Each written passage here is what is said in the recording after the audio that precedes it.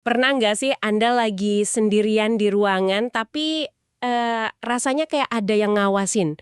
Atau tiba-tiba gitu aja bulu kuduk berdiri tanpa alasan yang jelas?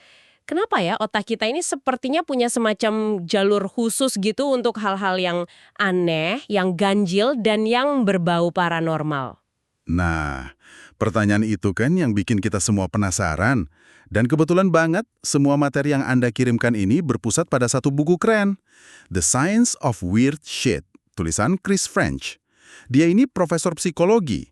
Tapi yang paling menarik, dulunya dia justru percaya banget sama hal-hal beginian. Nah, itu dia. Justru itu yang bikin seru. Jadi misi kita hari ini bukan buat debat kusir soal hantu itu ada atau enggak, bukan itu poinnya. Kita mau coba bongkar kenapa pengalaman-pengalaman aneh ini bisa terasa begitu nyata, begitu meyakinkan.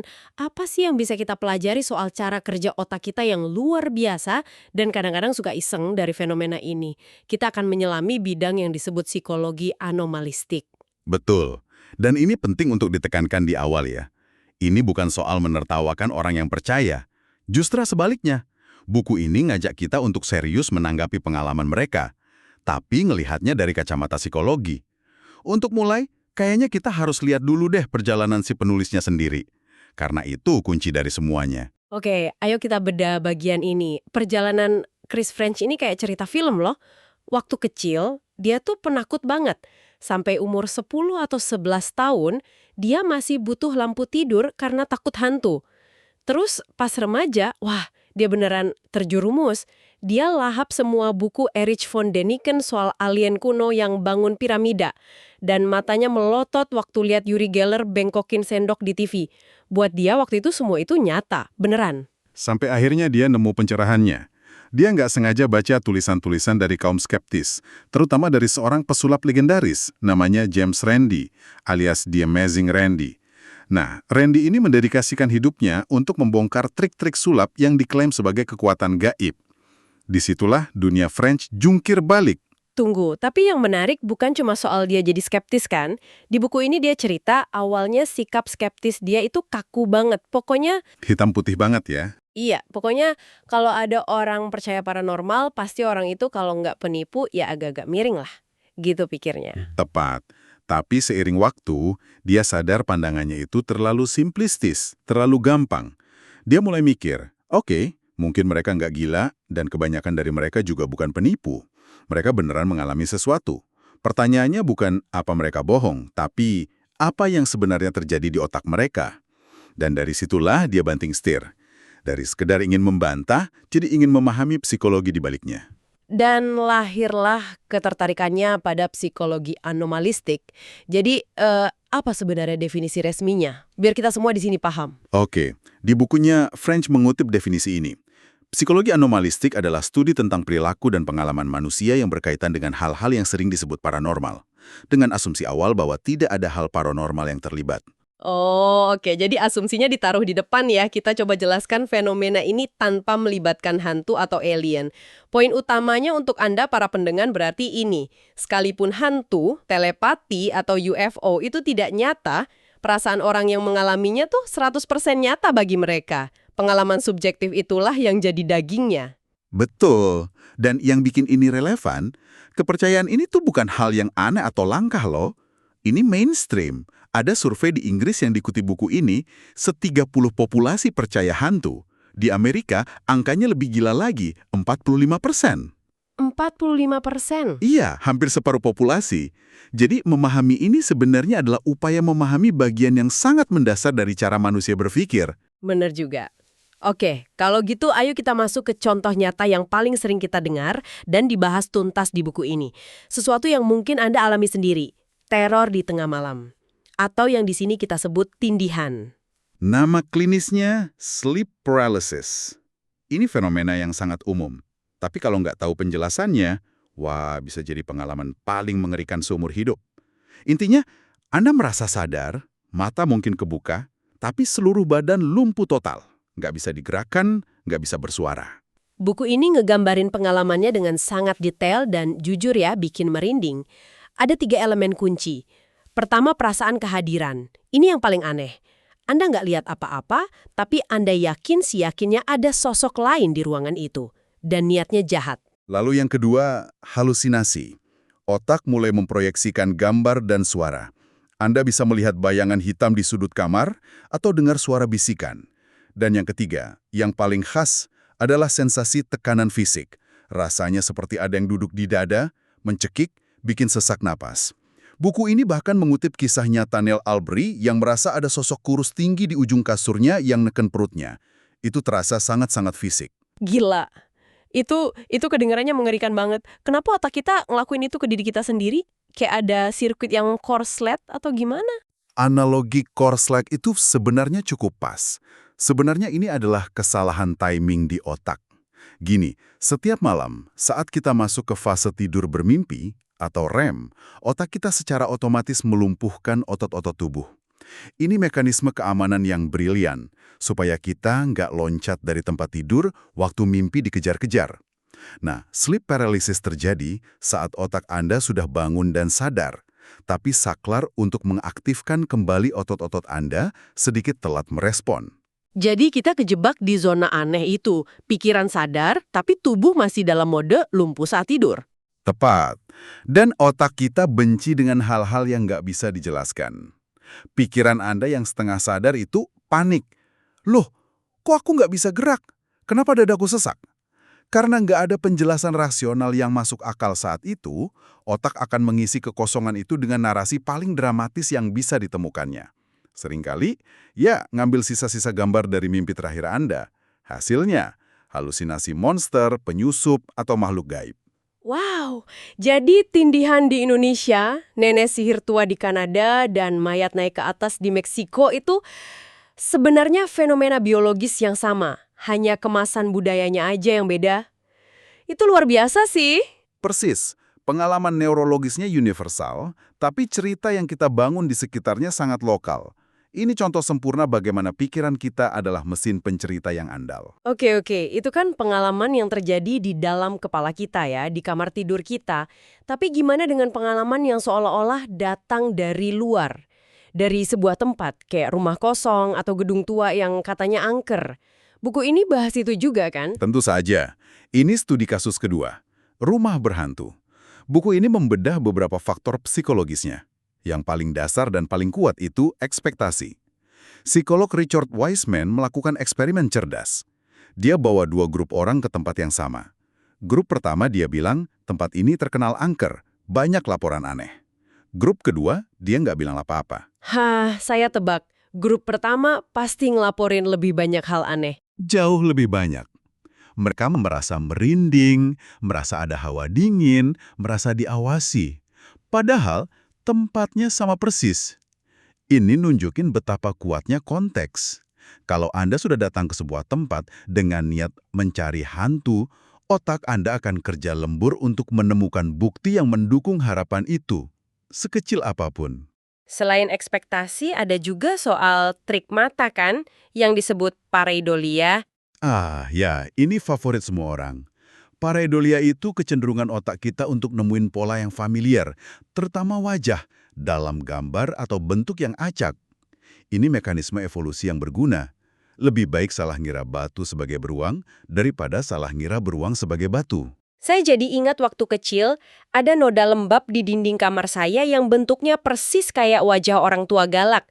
Saya sampai nggak berani lihat ke arah situ sebelum tidur. Ternyata itu cuma pareidolia ya. Ngelihat wajah di awan, di roti panggang, atau di stop kontak. Nah, bayangin Anda ada di rumah tua yang remang-remang. Retakan di dinding, noda di wallpaper, permainan bayangan.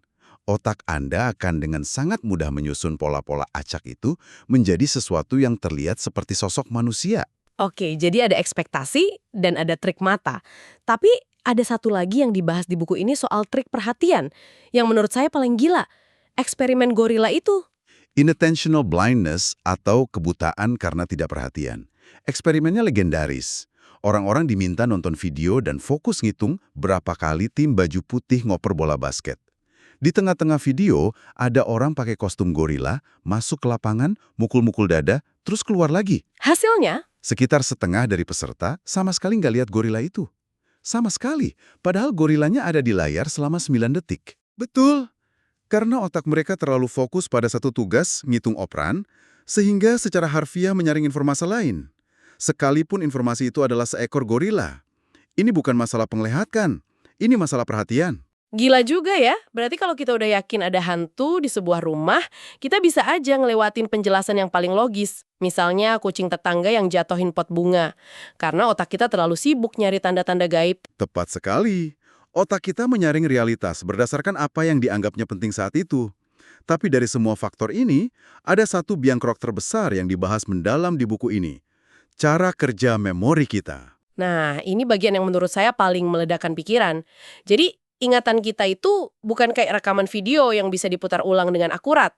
Sama sekali bukan. Jauh dari itu, memori itu sifatnya rekonstruktif. Artinya, setiap kali Anda mengingat sesuatu, Anda tidak memutar ulang rekaman.